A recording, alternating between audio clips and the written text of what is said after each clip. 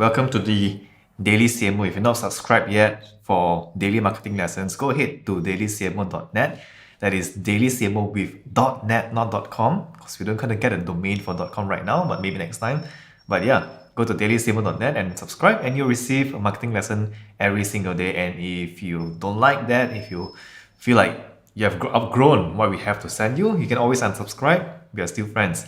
So today I have John with me, and we're going to discuss and talk about ChatGPT and also the technology behind ChatGPT, and more importantly, right, how can you use ChatGPT for marketing, or is it even something that you should use for marketing? So I think John has prepared a few things about what ChatGPT is. So maybe John, you can explain to the listeners what ChatGPT is. I'm sure a lot of you have probably heard about this tool. The long or technical name for ChatGPT is basically Chat Generative Pre-trained Transformer. This is a platform that's actually developed by a company called OpenAI. OpenAI was founded in 2015 by this guy called Sam Altman.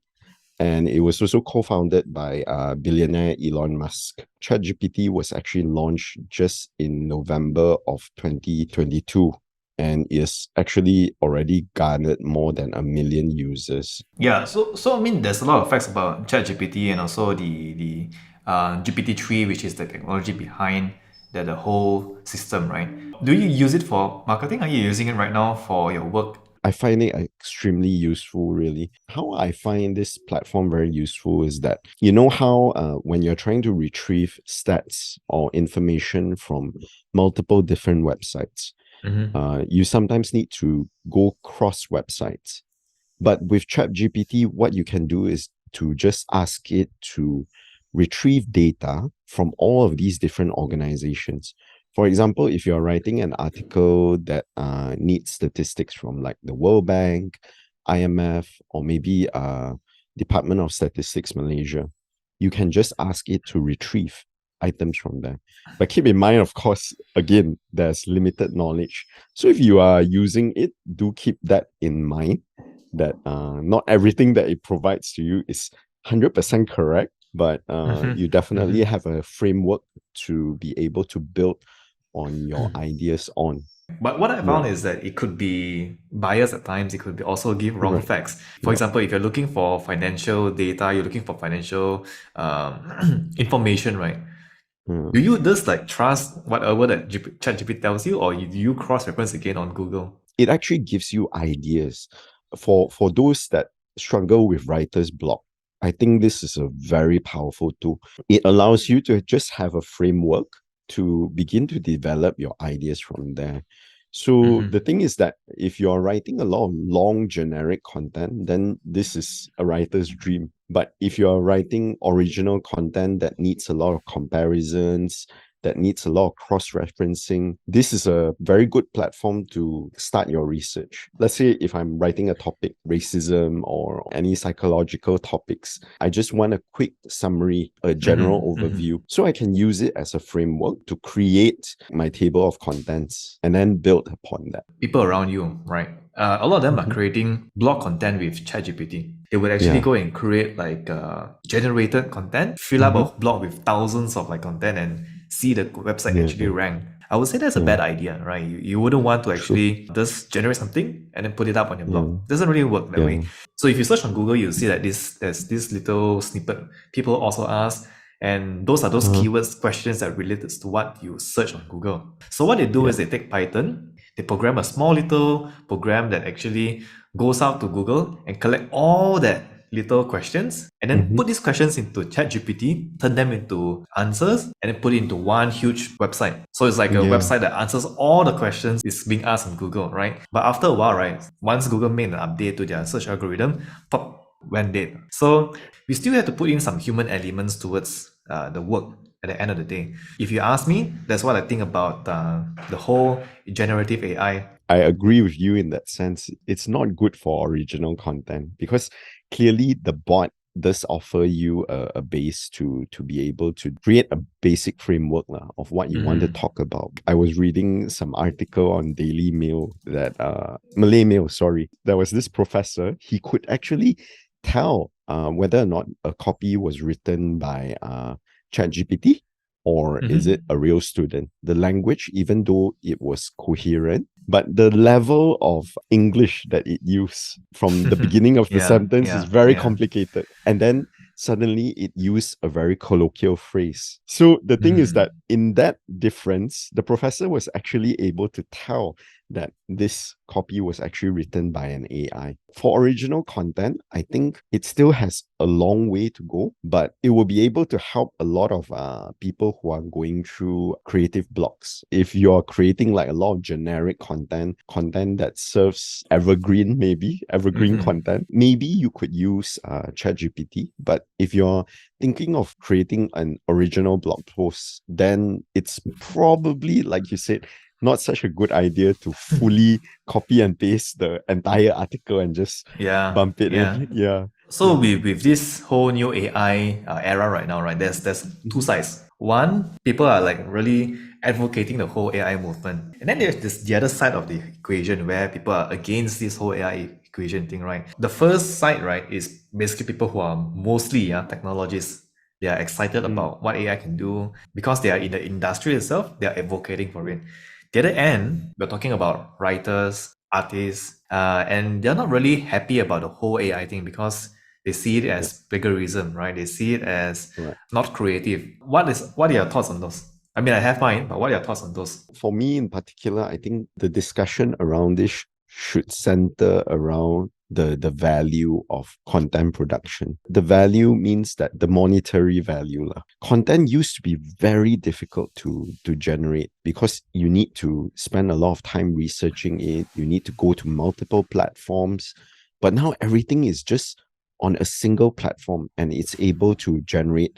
There's a lot of criticism because at the end of the day, people don't want to lose their jobs. People they're worried, because this tool, it actually allows people to add more value if people are able to think about it creatively.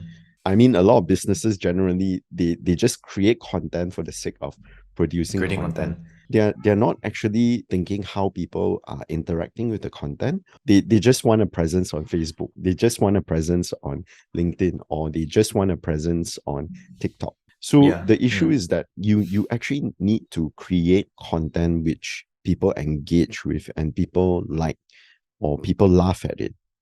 AI, it has created the foundation of all of this for all of us. But it's up to the human creativity to actually leapfrog and create even greater value out of it. I don't think ChatGPT is like super advanced to that level that it's going to be able to do very robust comparisons. Can it describe to you which is easier to learn?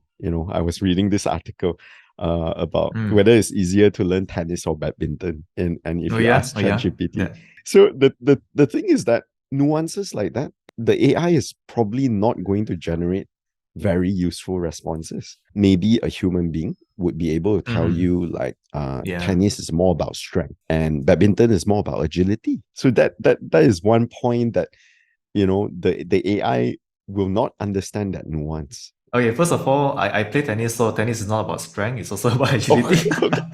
But anyway, coming back to that joke, right? I think this is what, the Google Bard, right, which is the competitor of OpenAI, ChatGPT 3. What they're trying to do is that they're trying to give a definite answer with most of the prompts that you put inside, right? And with Google Bard, they don't give you one direct answer, but they give you like opinions of what is, see on forums and also blogs and all that. But I think without seeing it yet, right, without seeing the product, I still think that there's going to be some bias here and there because it's all based on the opinions of what people say on the internet, right?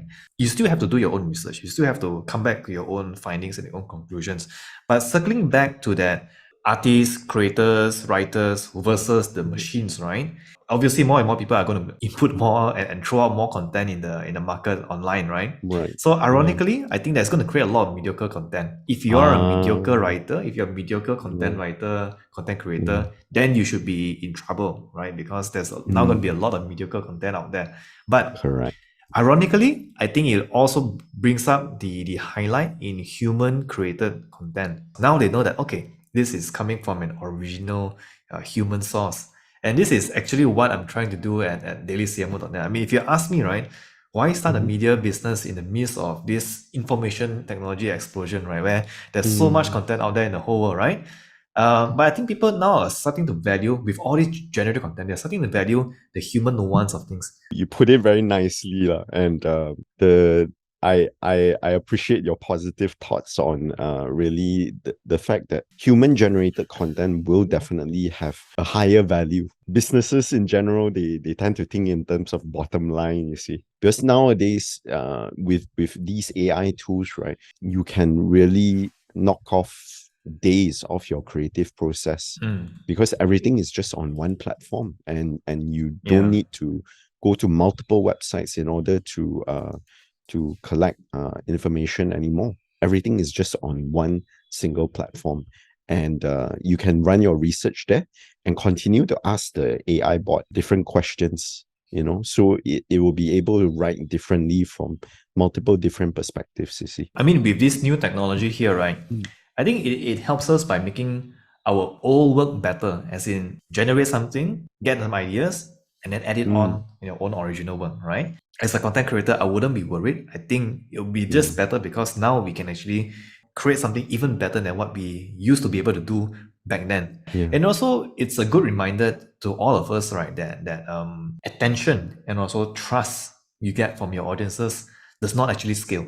Like, for example, if today you can create 1,000 over content and put it out on your blog, would that actually increase the attention and trust you get from your audience? Probably not. There's still that human element that you need to put into your work, into your content, into your business to create that sort of trust and to gain the attention from your customers. ChatGPT 3 is just merely a tool. It's how you use it and how you utilize it and input that towards building attention, building your audience, building your trust. Ruben, I want to point out this point, because the thing is that Google has had such market dominance in the search engine space. And you think about it, for the past 20 years, when people talk about search engines, they don't talk about ChatGPT. The only thing people talk about when it comes to search engines was Google. That proves that you can be number one for very, very long, but somehow some innovation will come ahead and disrupt you. So that's why I feel that they're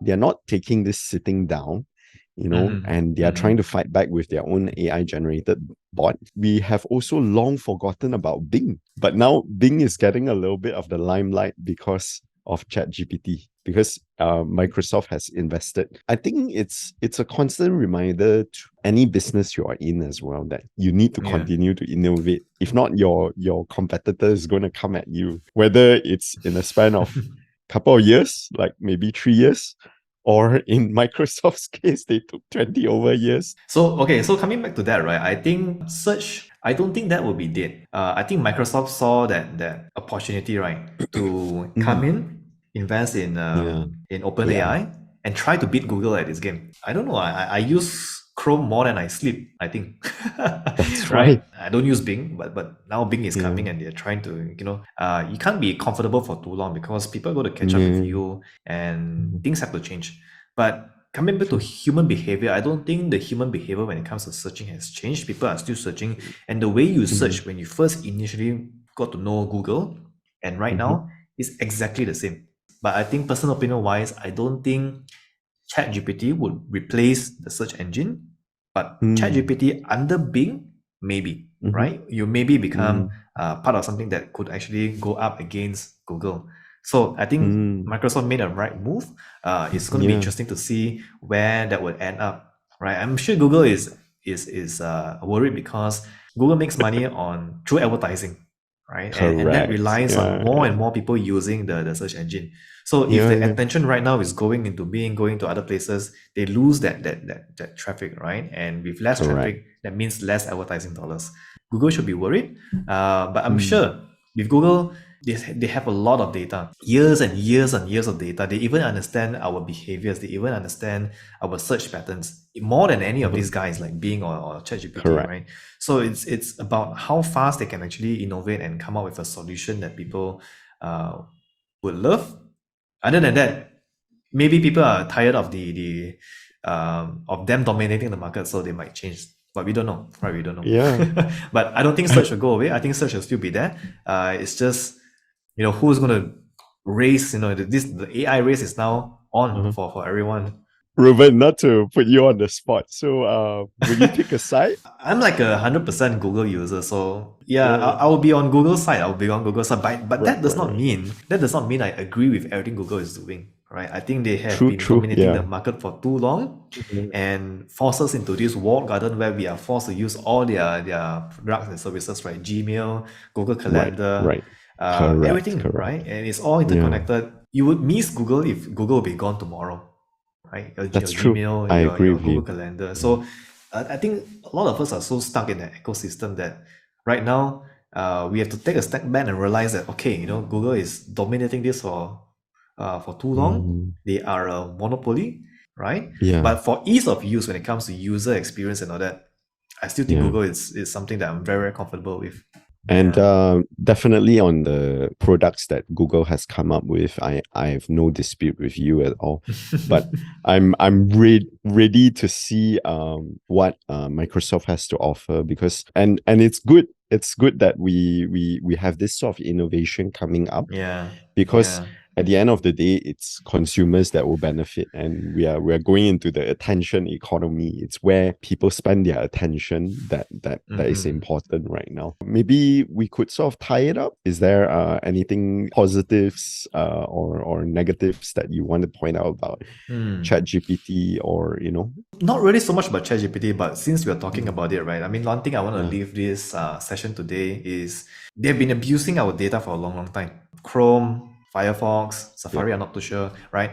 But Chrome definitely, they are actually abusing our data for a long, long, long time, and we had right. no other choice but to use it, right? Mm, Of course, there are also a lot of other types of like browsers that came up where they are, looking to be more clean, right? Like yeah, Brave, for example. But yeah, again, Brave has another, I think, scandal that I'm not too sure about that. Like I remember they had a yeah, scandal where they were mining like Bitcoin off people's browser or something like yeah, that. I'm not too yeah, sure. yeah, No yeah, research done, but it yeah. probably happened, right? And then there's browsers like Ecosia, I think Ecosia or something like that, right?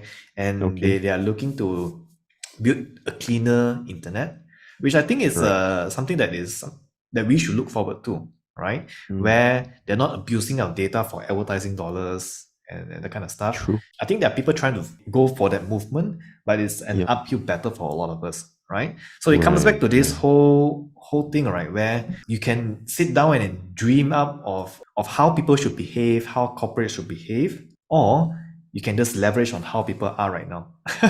Yeah, So yeah, there's two sides of these things, yeah. And of yeah, course, yeah. for me, I love to be on the end where using a more fair internet, we are not Correct. selling our information for advertising Yeah, dollar. yeah, At the same time, I know humans are like that, right? As a business, if you want to leverage on that, you have to just play with how human behavior are and what do they want. Anyway, yeah, ChatGPT 3, very interesting. yeah. We'll see how that comes in, but for now, I'm really positive about it.